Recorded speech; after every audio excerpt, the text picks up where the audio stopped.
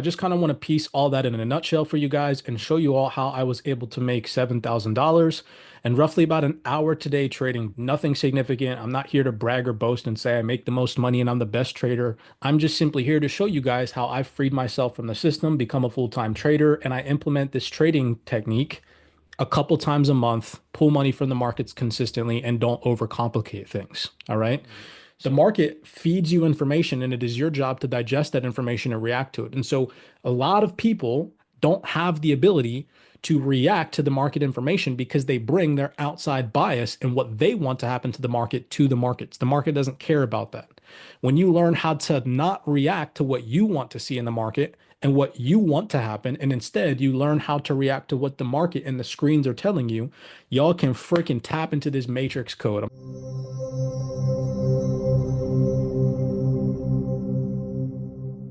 Yeah, So yeah. in today's video breakdown, we are going to be talking about market sentiment. Not only that, but I just kind of want to really show you all some of the things that we were discussing and talking about yesterday, how I implement that in my trading. Yesterday, we digested and talked about my approach to the markets, how I take more of a laid back approach. And I'm really only looking for clean setups that I can utilize all of my confluences on via the CYPRX 2.0 material that I present to you guys in my, you know, mentorship program, and then everything that is offered in the CyPRX Discord. If I have a bundle of all of those confluences, I put those things together and I look for buy positions only in the market. And so today, my strategy, the confluences that I look for, literally all aligned perfectly. And everything that I've been talking to you guys about what I'm looking for openly has also played out. So I just kind of want to piece all that in a nutshell for you guys and show you all how I was able to make $7,000 in roughly about an hour today trading Bitcoin. Nothing significant. I'm not here to brag or boast and say I make the most money and I'm the best trader by any means, because that's not me. I'm just simply here to show you guys how I've freed myself from the system, become a full-time trader, and I implement this trading technique a couple times a month, pull money from the markets consistently, and don't overcomplicate things. All right. So again, I'm just here as an individual trying to pump this information out and show you guys in real time how insanely accurate this community is if you actually pay attention to what we're talking about and what myself and Scalper put out for you all. And then you find your own way to kind of bundle that, from your own perspective and bring it to the markets. Okay.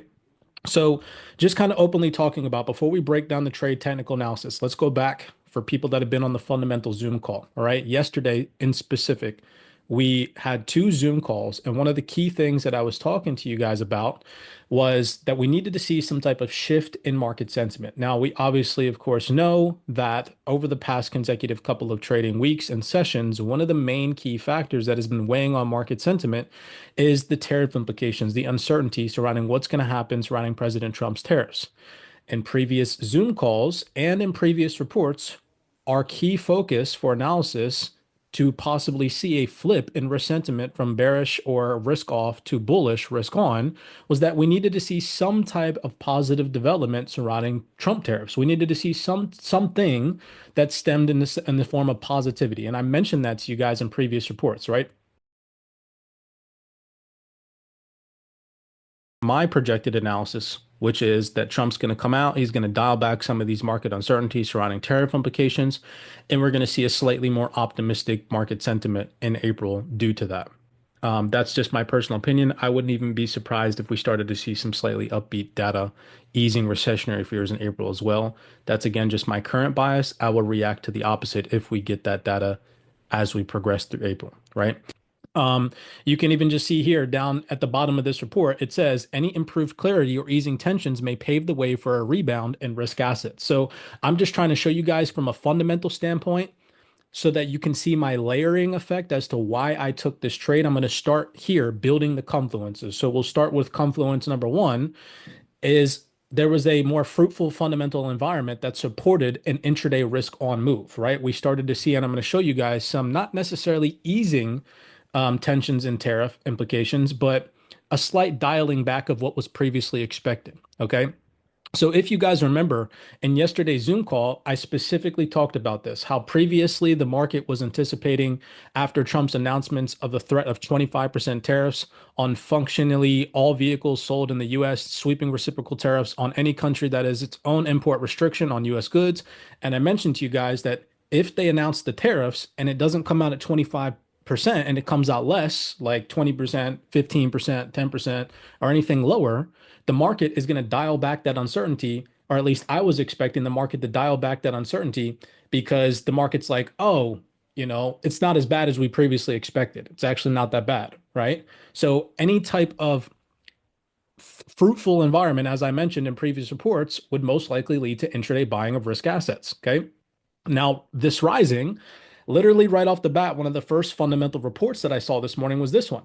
The White House hits Wall Street and says Wall Street will be fine, right? This is an announcement this rising. And it says here the White House played down concerns on Wall Street about President Trump's reciprocal tariffs. Literally the day after, you can see the date, April 1st, 2025. We were talking about this in our reports from the 31st and in our Zoom calls yesterday. So we're always beating the retail crowd. I'm just trying to keep you guys ahead of the curve, right? The president wants to ensure that all Americans make it out well, particularly Main Street. That's the focus of these tariffs. White House Press Secretary Carolyn Levitt told reporters on Tuesday, but as I've said repeatedly, just like they were in his first term, Wall Street will be just fine. So that was again, I was starting to see some positive momentum and some easing of the tariff uncertainty. Then we also saw this report from the New York Post. And this goes into detail on some things that President Trump said over the last 24 hours, right? And if you were to copy this and paste it into ChatGPT, which I've told you guys to use AI to your, advantage, because this is like a freaking long report. Who really wants to read all of this and go through all this info? Just go in, ChatGPT it and be like, hey, what's positive about this report that, could possibly ease tariff implications or tensions.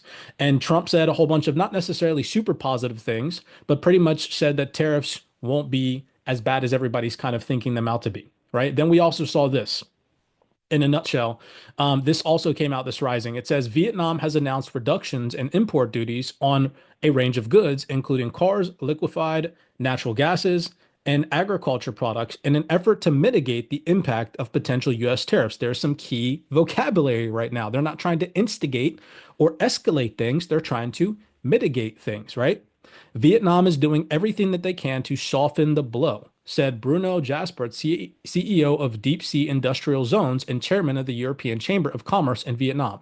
Rather than retaliate, they give and they hope to be treated in a better way than most. But the overall expectation is that there will still be tariffs. So again, you're starting to see fundamentals that are slightly easing these tariff uncertainties. They're dialing back some of the previous uncertain environment, right? Okay. And then today, we also saw from the White House. White House aides have drafted proposals to impose tariffs around 20%. Would you look at that? That is a 5% difference than which was previously announced, right? And this is exactly what I said to you guys in the Zoom call yesterday. Fundamentally, I wanted to see to be a buyer in the market. So let's paint a picture on the rest of the retail crowd. Most of the retail crowd comes to the market and they just want to buy or sell, right? They want to marry a bias or they want to base their analysis and trading off of some indicator. I, however, on the other hand, know that I'm a predominant buyer and I know what fundamental factors are most likely to create buying opportunities in the market. And so I only expose my capital to the market when I see these things align. So this was my foundation for this risings trade. I saw the potential fundamental support of a intraday risk on environment, right? Again, I don't have a magic crystal ball, and I'm not sitting here saying that this trend is going to continue because tomorrow the fundamentals could shift. But all the fundamental reports that I read today signaled a possible intraday buying opportunity because the market uncertainty was slightly peeled back, right? And even copying these articles into ChatGPT and just asking it some questions.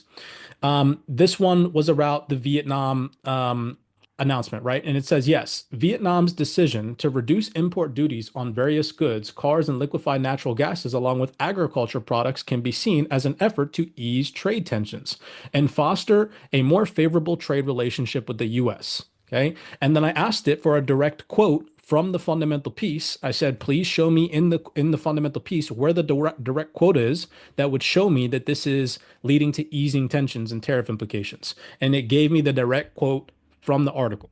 All right. So showing you guys, things that I talk about, 90% of these articles are fluff and bullcrap. And it's honestly just noise to fill in the void so that these publishers can get paid. Okay. But you can pick apart little tiny key vocabularies and key phrases that can literally show you what's happening via smart money. Obviously, of course, right? we don't have access to institutional quantum grade freaking fundamental reports that get dropped on the dime 30 seconds before the news comes out.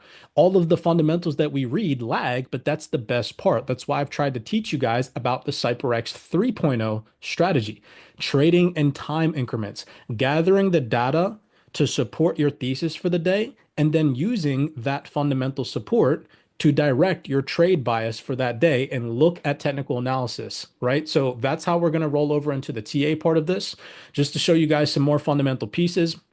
I found this one and it says here, the previous market responses to tariff announcements have been muted, indicating some confidence that tariffs will be eased before full implementation.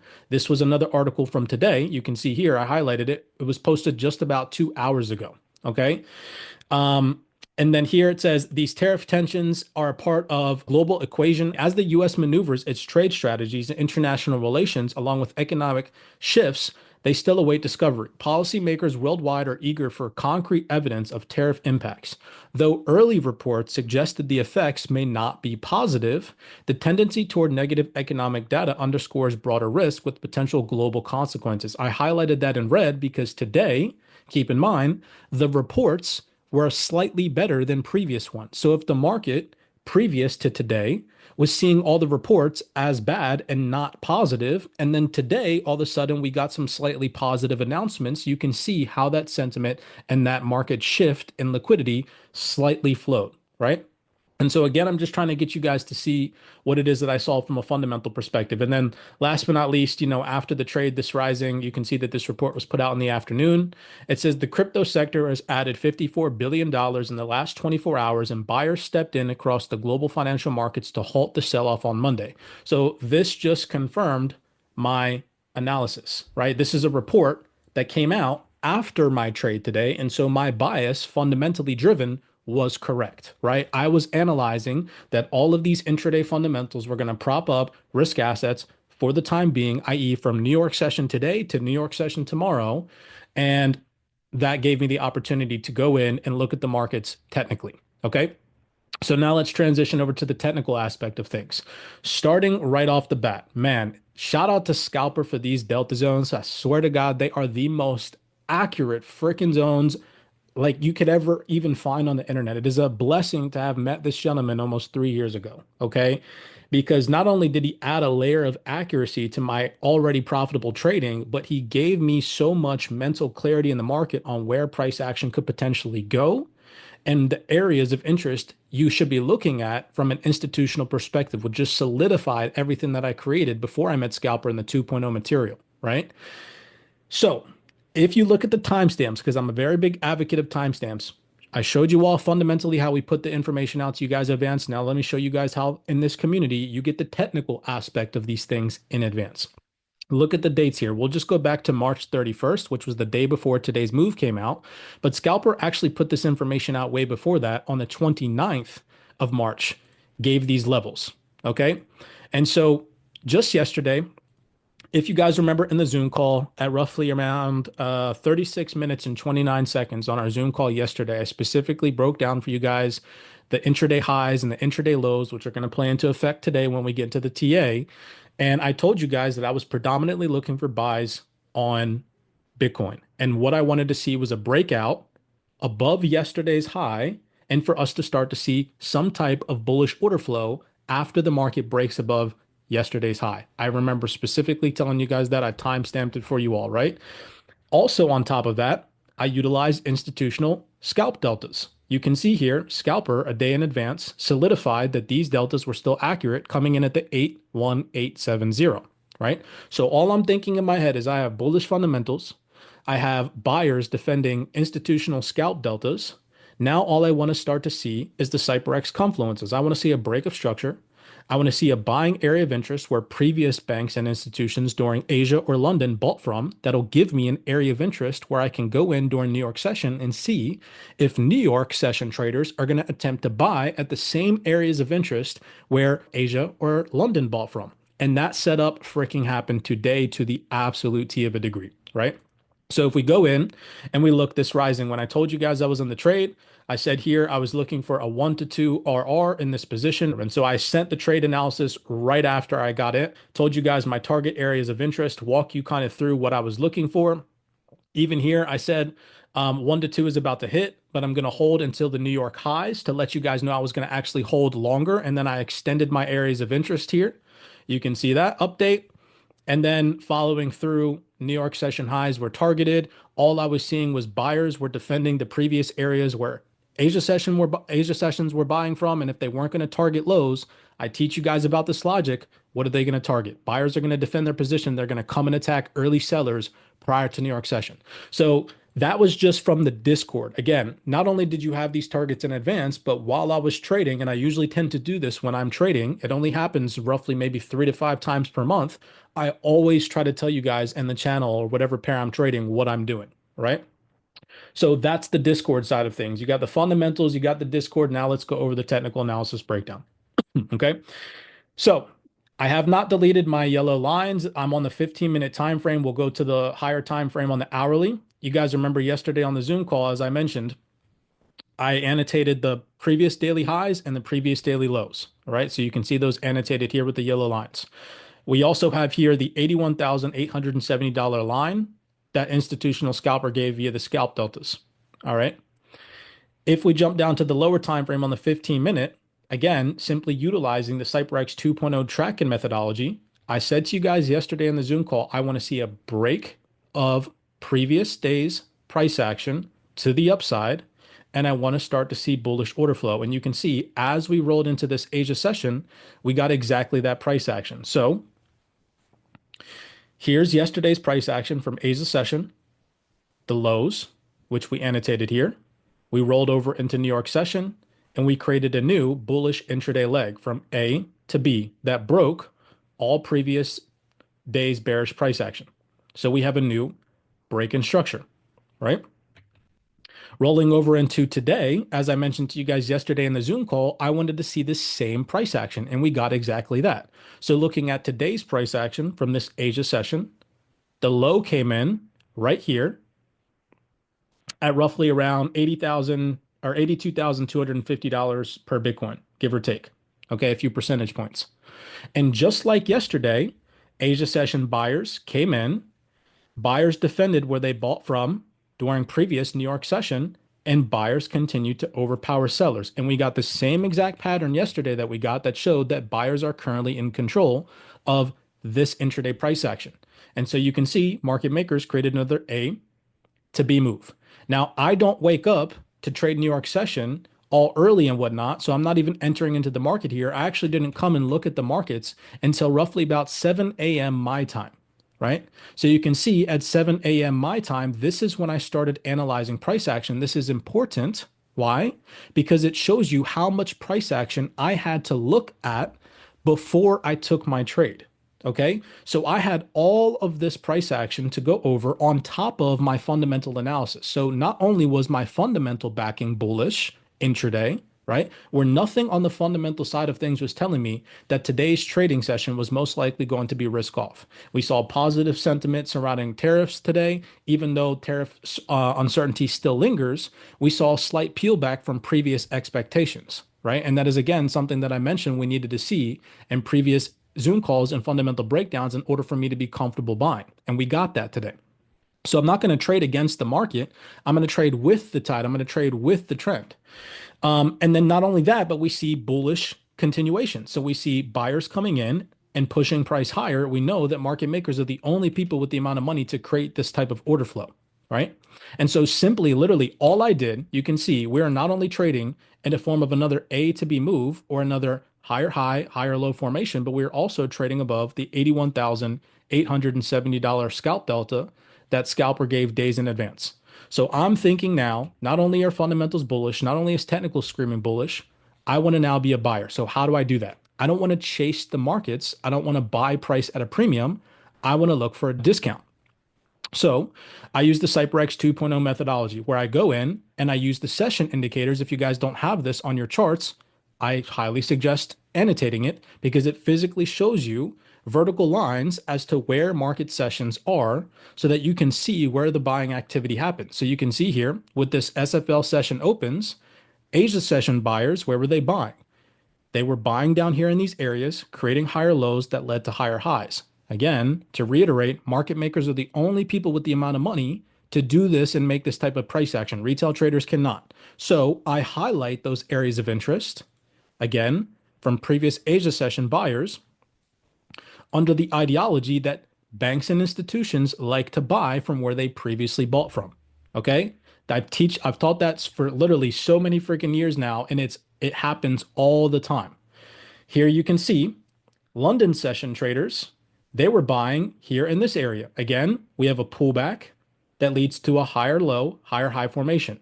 Institutions, again, are the only people that can make this type of price action. And so you can see visually where London session traders were buying from. So that was my second area of interest, right? So when I came into the markets this rising at 7 a.m., I had all this information to go off of. I had my areas of interest set up. I had a bullish fundamental analysis behind why I was looking for intraday buy positions. And I also had price action above scalp deltas that Scalper had annotated in the market days in advance. Literally, all that's left for you to do is wait for the proper time increment, i.e., 15-minute intervals, to say to yourself, is price discounted from where the previous banks were buying from? No? Okay, then I'm not going to enter into the market. And if it is, then I can't say you take the risk. When I see these things build up in my corner, I say, okay, I'm willing to expose 1% or 1.5% or 0.5% of my capital to the markets to take this trade. It's not guaranteed, but you can see how I have a whole stack of things that give me not only an edge in the market, but confidence that the trade is going to go in my favor. All right. And so here you can see simply all I did was I took a fib. Now, this is kind of where you use the Fibonacci. Notice how I'm doing all that after to verify where I want to enter in at a discount. I try to teach you guys if anywhere between at least 70 to 79% sweet spot. Some of you guys could be entering into the 50% pullback, some of you at the 62%. I personally like to give myself the best risk to reward. That means entering in at least at a 70% discount where banks and institutions were buying from. So taking my fib from the low to the high, you can see right here is where I entered into the market, and that's exactly where price action pulled back into the 79% discount. And at the same exact time, tapped into my area of interest where previous Asia session buyers were buying. That is exactly today where New York session traders were buying.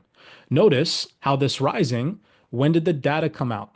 The data came out this rising at 8:45 to 9 a.m., at least here in California. Here in Texas, that's when the data came out. Notice the data manipulation, right? The data came out not showing any sign of strength or economic positivity on the US front. The data today came out relatively muted. All right, I'm not going to go over that in detail. Just go check that out for yourself. It didn't come out showing any sign of strength. It didn't really ease recessionary fears.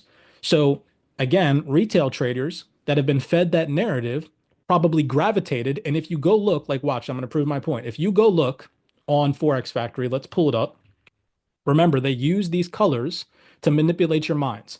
Look at the data on the red report. So you got red folders and you got red data colors. Not only that, right? But imagine a retail trader that has their candlesticks red and they see a massive bearish candlestick like this. What is a retail trader thinking? A retail trader is thinking, oh my God, short, right? They're getting trapped in short positions, building liquidity above highs. Keep in mind that previous banking institutions have not been overpowered. So all the buyers right here in this area that overpowered sellers the previous day still exist. And all the buyers from New York session here in this area that broke all of these sellers' areas of interest still exist, right? And so all the retail sellers that sold right here due to the data and the color manipulation got freaking liquidated when buyers were simply just pushing price down into discount, defending their previous positions, and buying from a discount where they previously bought from. This is so classic CYPRX 2.0. Straight up right off the bat. Not only that, but the previous day at this area of interest, we had a triple moving average crossover. I tend not to use indicators, but this was just another additional layer that as long as the buying activity held in the form of price action above this triple moving average crossover, I also added that as another stack of confluence to give me confidence that this market was going to flip back bullish. If you go to the hourly, You can even see in the triple moving average crossover, this hourly candlestick was simply just tapping down into the 50 EMA and then bounced right back to the upside. And again, on the hourly time frame, you also have a triple moving average crossover, which I talk about in the CYPRX either advanced or 2.0 content, right? So all in all, this was a clean trade. I could have held it a little longer. I probably could have made $10,000 today, but I'm not greedy. I told you guys in the chat, I was simply just looking to see buyers come in, overpower sellers intraday, and take out these New York pre-session highs. And to the T, that's exactly what happened, right? Now, I don't have some magic crystal ball. I'm not some freaking internet guru. None of that shit. I literally just have a solid ass stack of confluences in my corner, and I know when to allocate my capital to these markets and when not to, right? Literally all it takes is risk management, knowing when to expose yourself and knowing when not to. That's it. Retail traders, however, have this idea that it's all the time you're supposed to, present your capital to these markets, and that's not the case at all whatsoever. When you have confluences that give you an edge, gather and garner your risk that you're willing to take and take the trade, right? Don't second guess yourself. Don't freaking trade against the trend. So imagine today, right? This is exactly what I'm talking about. Let me go on a little bit of a rant here. Let's think logically. As a fundamental analyst, I'm coming up, I'm reading all these articles that are talking about peeling back tariff uncertainty, right? And I'm ignoring it 100%. I'm like, no, why would that happen? When yesterday it was so bad, right? You're again fighting what the market is telling you. The market feeds you information and it is your job to digest that information and react to it. And so a lot of people don't have the ability to react to the market information because they bring their outside bias and what they want to happen to the markets. The market doesn't care about that. When you learn how to not react to what you want to see in the market and what you want to happen, and instead you learn how to react to what the market and the screens are telling you, y'all can freaking tap into this matrix code. I'm telling you guys right now, it's so crazy. So yesterday, to full circle this and end my rant, I told you guys that I'm super cool with making $10,000 in a month and just being done, right? That's my goal. Like trading for me is not, I'm not trying to become a multi-millionaire off of trading right now because like right now today, I got my girls. As soon as I get off this call with you guys, I'm probably going to go take my daughter to warm up because she's got a game later today for practice.